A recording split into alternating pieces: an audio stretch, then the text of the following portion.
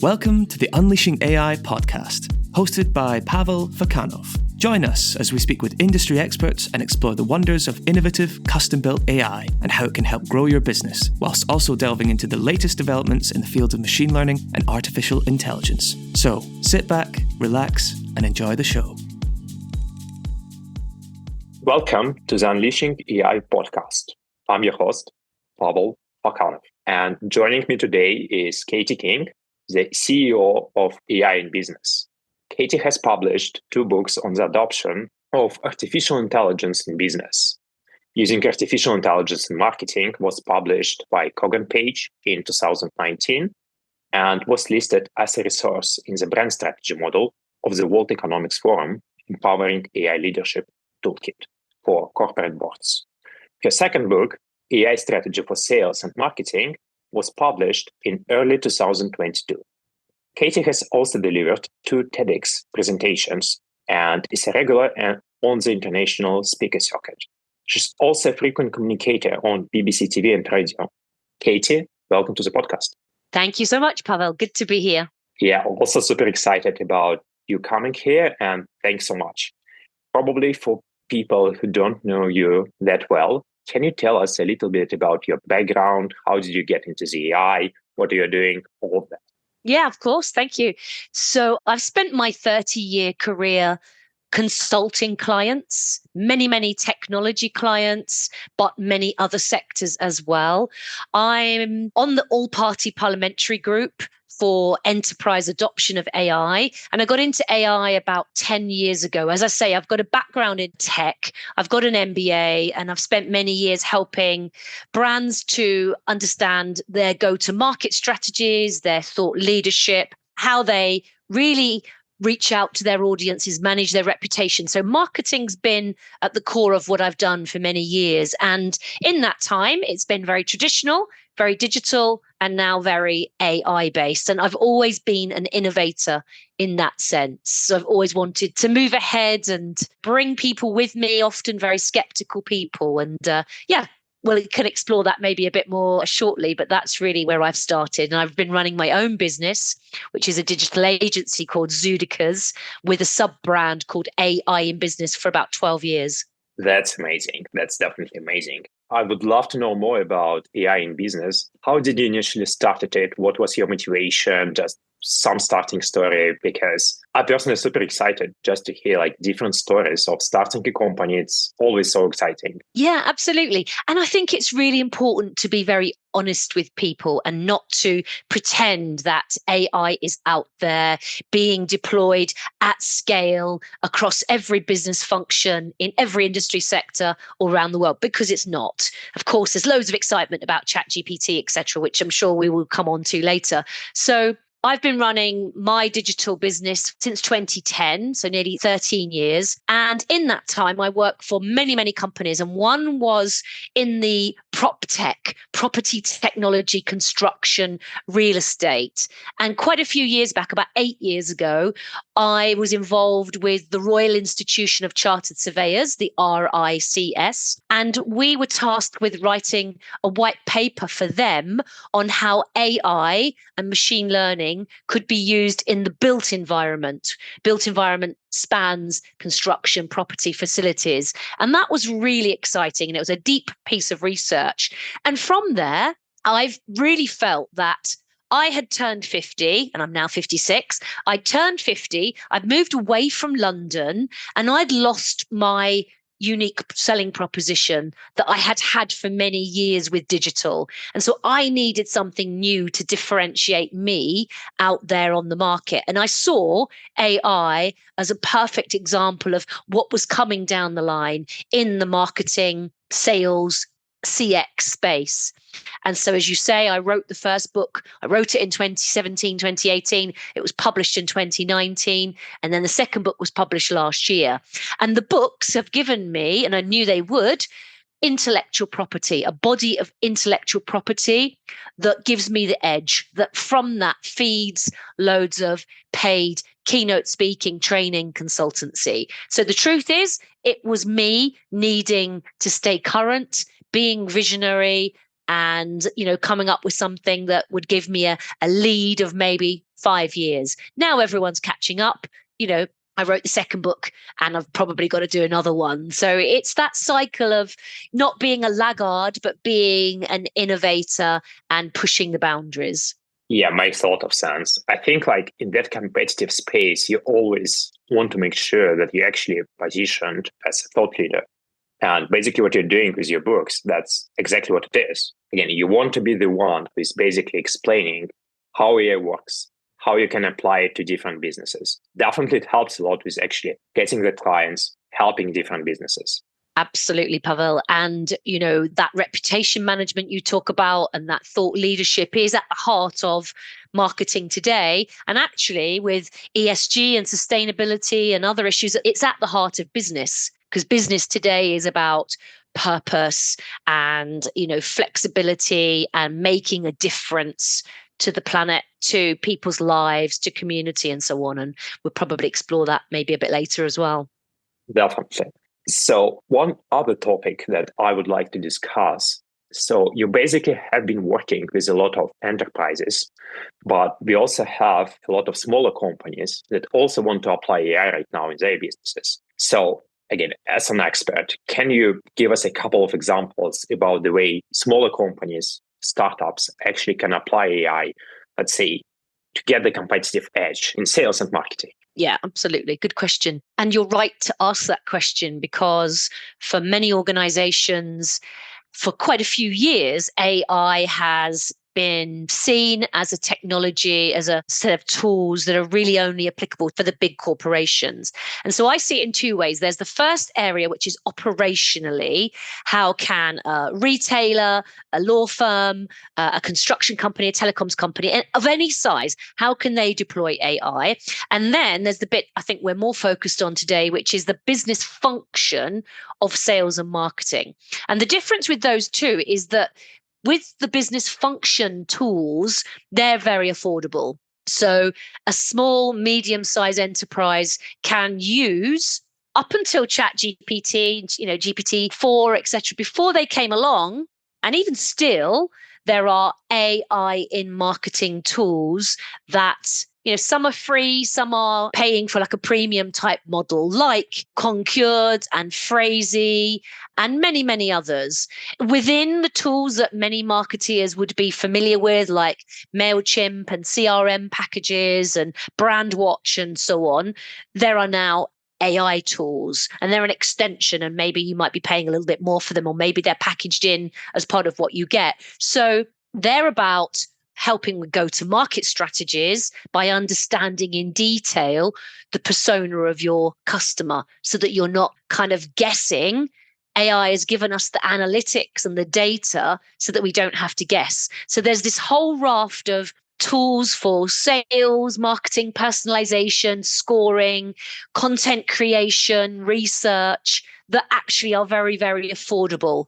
Many of them are point-to-point sort of tools, narrow AI. And then we've had just recently Microsoft 365 Copilot, where AI is coming into all of the packages we use, like Outlook and Word and PowerPoint and Excel. Some of that is sort of marketing related, comms, etc. And then, of course, all of the ChatGPT and so on. So they're very affordable.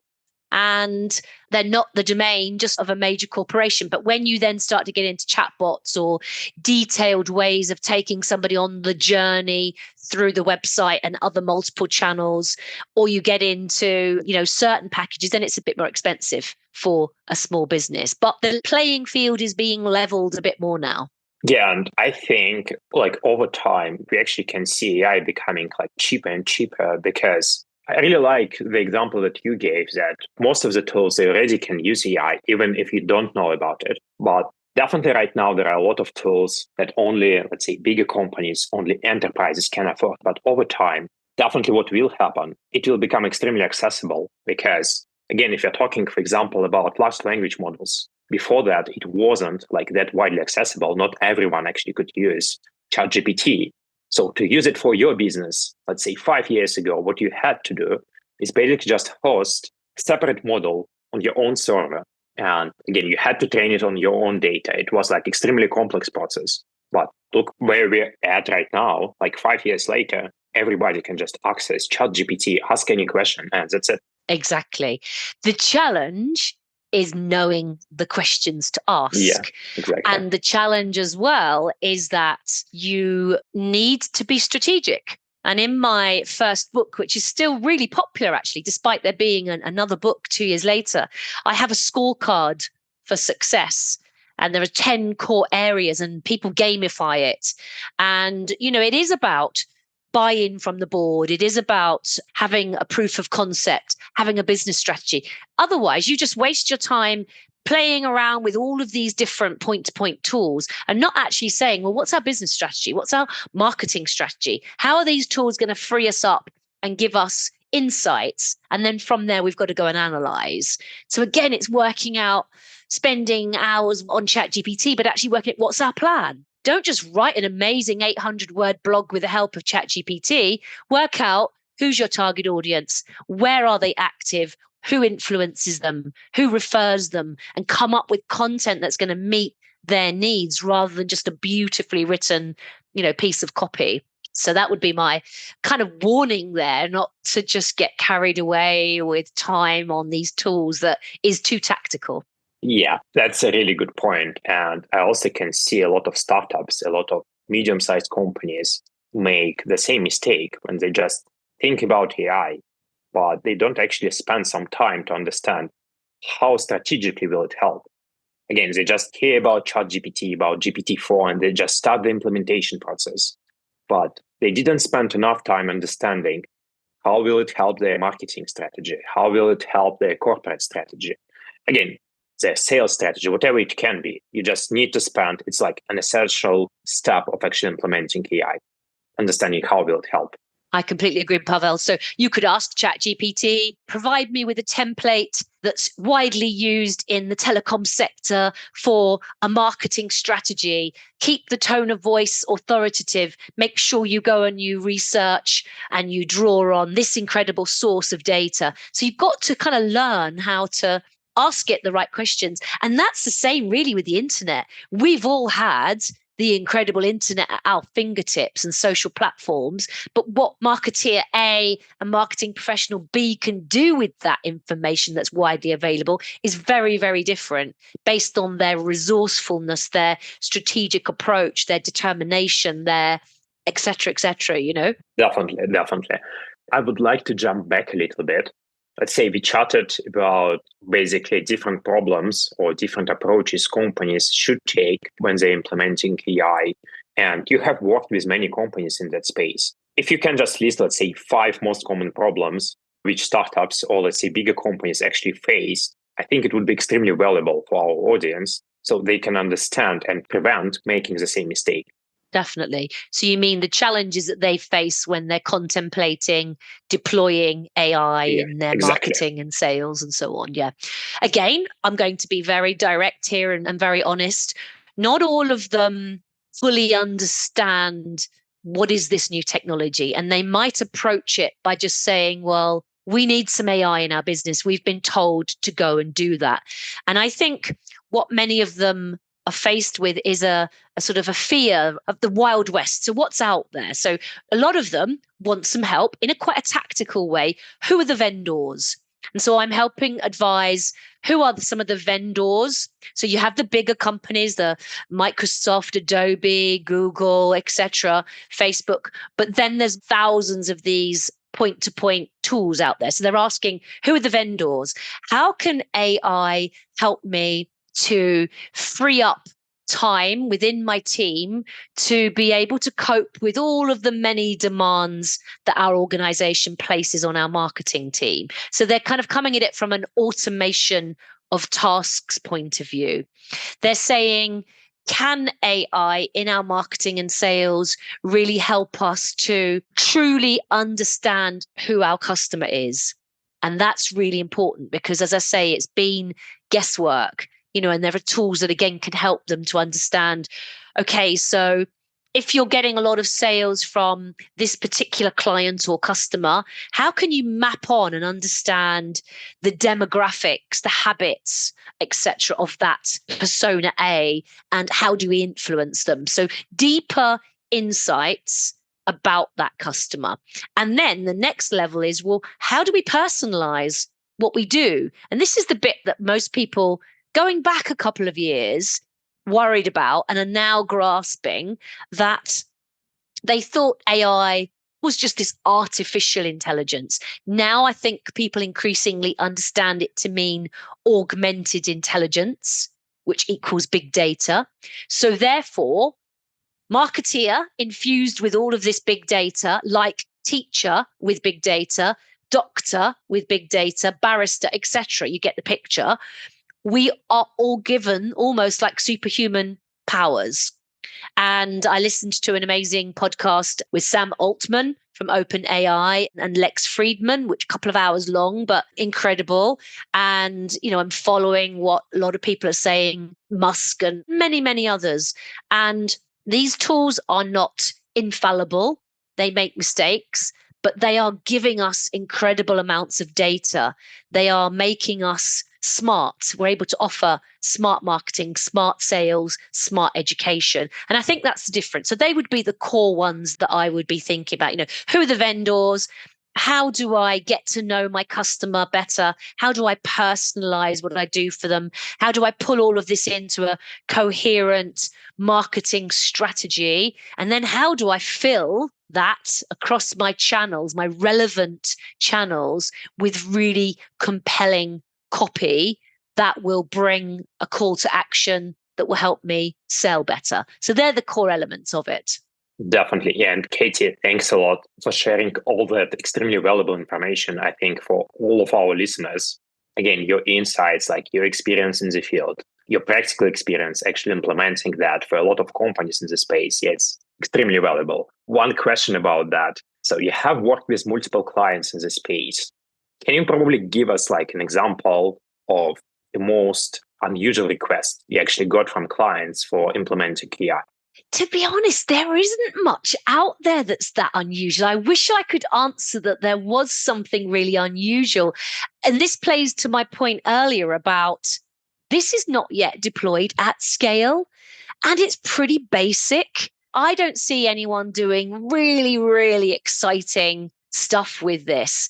They're asking quite simple questions. A lot of them are seeking very cost-effective support. So they're asking me, how can I get all of this at a tiny, tiny cost? That's not unusual. So there's nothing, I'm sorry to say, there's nothing really, really unusual that anyone's asked me. They want to understand ethics. They want it to be on a really tight budget. They're worried that it's going to make their teams feel like they're going to be made redundant. How can you help me avoid my teams all running away? So there's that kind of stuff going on, but nothing out of the ordinary. No, it makes total sense, to be honest, because I would say what we also see working with our clients, you don't get a lot of extremely unusual requests. Usually it's all about the same, let's say, building a chatbot, building, let's say, ChatGPT on top of custom knowledge base of that company. It's kind of problems that have already been solved. It happens probably once per year when somebody actually comes to you and has some crazy AI startup idea. Usually it's all the same, like the same problems you have solved multiple times. And probably it's amazing because, again, you know exactly how to solve the problem. You know what questions to ask. And again, you have the process for solving that specific problem. Exactly. And also, you know that there is a need for that. And that for me is the start point. Marketing is defined as, certainly from the UK's Chartered Institute of Marketing, satisfying customer needs profitably. Now, the profitably bit comes into play unless you're in, a charitable space. And so at the center of everything is a customer. So at the center of the marketing challenge for these organizations is a client or customer, and everything falls from that. The wild and wacky and exciting bits might be the stunts, the creative marketing they do, the campaigns, the awards and all of that, kind of that comes into it. But really at the heart of it is, how do I keep my customers? How do I lose maybe the ones that aren't so profitable? How do I map on to those amazing customers and find more of them? How do I really upskill my salespeople so that they know how to do this. And the same with the marketing. And that won't necessarily just be Mr. Pale Male Stale, who's, white, grey, 50 plus Western. The same might apply to someone young coming in with a new degree in marketing who's just not got their head around the tools.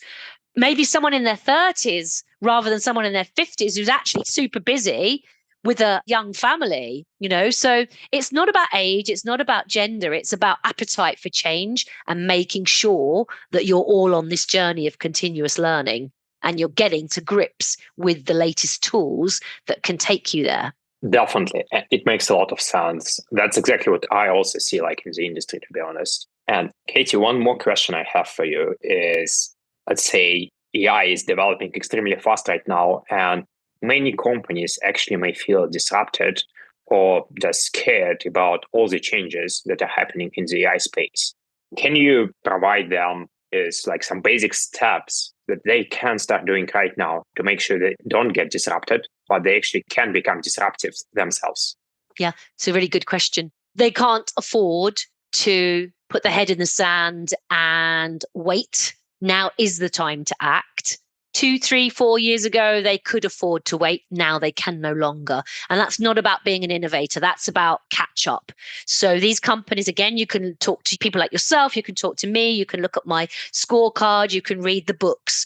So they need to read. They need to be well informed. They need to sit down and work out. It's like you come up with a plan. And as part of that plan, it might be a 1, 2, 3 year plan, okay, which is important, but it needs to be a 6-month plan. And that 6-month plan needs to have a watching brief on the tools, the competition, the case studies of successes and failures. And then it needs to take on board some funding. And there are grants and so on available out there. It needs to educate the management team. It needs to have clarity of communication to the staff, but it needs to do some proofs of concept, some experimentation, some clear KPIs, key performance indicators, and so on. So that's a whole load of information, but I've got all of that kind of pulled together in my scorecard for success. And you could look at that scorecard, gamify it, give yourself a score of 0 to 5 out of these 10 core areas that I've just outlined,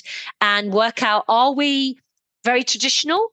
Are we beginning to, transform, etc., and work out where you need to be? But you can't ignore, you certainly would be a fool to ignore the tools on the market at the moment that are free and are incredibly powerful, but there are others as well that can help you with your HR, your CX, your sales, your marketing. Definitely. And I think that's also a huge mistake many companies make. They expect basically outcome from the AI to be instant.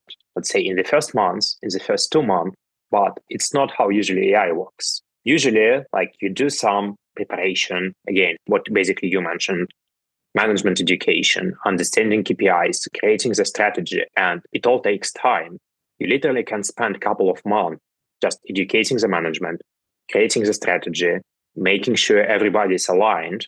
And after that, you just start, let's say, data engineering pipelines, setup of data engineering pipelines. You understand what kind of data you actually want to collect. You understand what kind of models you actually want to build. And it all takes time. But over time, if you start investing into AI right now, it will compound. You will not see, let's say, immediate returns in the next couple of months. But let's say in the next year, you actually will start getting competitive advantages over your competitors. And it's going to be huge. I completely agree. Yeah. So if you actually want to leverage AI, you need to start doing it as fast as possible because it actually takes time. You're right. At that comprehensive level, at that really deep strategic marketing sales, at that intersection of marketing, sales, CX, at the heart of your organization, you're absolutely right. All I would add there is that today you can start benefiting from AI in marketing and sales and HR by using such a powerful tool like ChatGPT. If you brief it properly, it can help you save hours per day on content creation, writing a CV, writing a report, writing a spec, etc., etc. So I think there are some simple tools. Well, they're not simple, they're very powerful, but some tools that actually can get you started today. And then the deeper strategic approach to it, and upskilling and education that we talked about, finding funders, either having a hybrid of your own people coding in open source, or a hybrid of bringing in some people who've got a platform or who've got ready-made tools. That's a different ball game, and that takes time and effort, but pays off most definitely. Yeah, definitely. And it's a really good point that you mentioned, that people literally can start leveraging AI right now just using existing tools. And again, you don't have to make any investments. You basically can just understand what's possible, what AI actually can do for your business. And if you're excited, if you would like to implement it in your organization, you actually need to start investing right now, because again, Most it takes definitely. a lot of time. Yeah. Time and money, but let's not put people off. Like you said earlier, it is affordable for the small company. And certainly, I know you've got an international audience, but I can speak to the UK grants that we have through a lot of universities, and maybe there's equivalents all around the world. Universities that work with their PhD data science students and with like the regional development funds that offer grants. So many companies are coming up with AI strategies to improve the GDP of their country. And I think there's grants and various things available country to country that can help people. Definitely, yeah. And I can see, to be honest, the same for our clients, because like some of them from Europe, some of them from the US, and everybody actually can get access to the grants. Again, it's not that difficult. Yeah. You just have to know about basically that they exist. That's it. Exactly. Okay. Yeah, Katie, it was like extremely valuable, and definitely appreciate you sharing all that experience. I would like to ask you a few closing questions. The first one would be, let's say you have a chance to invite anyone from the AI industry for a lunch. Who would it be? I love hearing Satya Nadella from Microsoft speak, but having listened to this podcast with Sam Altman from OpenAI, I would love to have lunch with him, because my eyes were opened. It's a 2-hour podcast, but it was fascinating talking about, is this artificial general intelligence? And some really deep philosophical questions that I normally don't delve into, because it's not the start point I want to have. I want to have practical conversations like this, where real companies can use real tools available today that are affordable. But it's an important conversation to be had when we think about geopolitics, when we think about the potential of robot warfare, when we think about what are we here for? I'm kind of in my mid to late 50s now, and I'm thinking of legacy and, what I leave my family and, how the planet is. And it's such an interesting conversation. Because AI, if you think about the World Economic Forum and the big UN, United Nations sustainability goals and other big goals, AI could be used to help crack some of the big issues around the world and the planet today. But equally, we're getting to a point, actually, which I didn't think would happen, where we probably are looking at AGI. And it would be a fascinating conversation to, off the record, probably with him, to explore that in a bit more detail. Yeah, it makes a lot of sense. And I also think Lex Friedman also did like amazing job just guiding the conversation, just asking the right question. And when I was watching it yesterday, it didn't feel like 2 hours interview. It literally was 10 minutes. It was so exciting, so amazing. And even though I've been in the AI space for 5 years at this point, it also was extremely insightful for me. I completely agree. I'm the same. And I've written 2 books on it. And I've interviewed in my book some of the world's biggest brains, best brains from MIT and politicians and major brands and dozens of vendors. And I learned loads. And I love that. I get excited by constantly learning. And I think we all need to get or retain that excitement. And I think listening to people like that, and he's probably learning every day from all of his team of developers as well. But, people like him, but also everyday people. I love to speak to just normal business people and others. Like I run a schools program, the Leaders of Tomorrow in Tech. That inspires me. I'm taking it to South Africa this coming weekend. I'm going out to Cape Town speaking at the World Travel Market, and to hear young people's excitement about it. So it's a mixture. Definitely. And probably last question.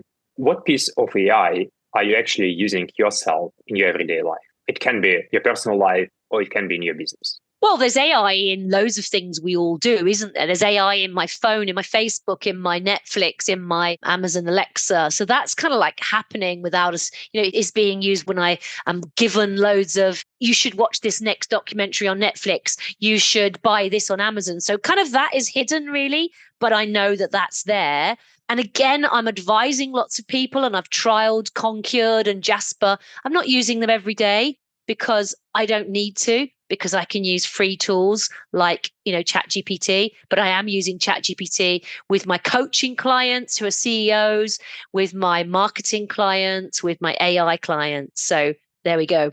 Definitely. Katie, I really enjoyed the conversation, and thank you so much for coming on our podcast. And I think for our listeners, the part that you mentioned about, say, the strategy about different mistakes businesses of different sizes actually make when implementing AI is also extremely valuable. And with that being said, again, thank you very much for coming, and thank you for sharing your wisdom with our audience. My pleasure, Pavel. A brilliant interview. Thank you for pulling that together for me, and great to meet you. Yeah, likewise. Thank you, Katie. Have a good one. The Unleashing AI podcast is brought to you by Unleashing AI. To find out more about Unleashing AI and how innovative, custom-built AI can help your business, visit unleashing.ai. Also, make sure to search for Unleashing AI in Apple Podcasts, Spotify, and Google Podcasts, or anywhere else podcasts are found. Make sure to click subscribe so you don't miss any future episodes. On behalf of the team here at Unleashing AI, thank you for listening.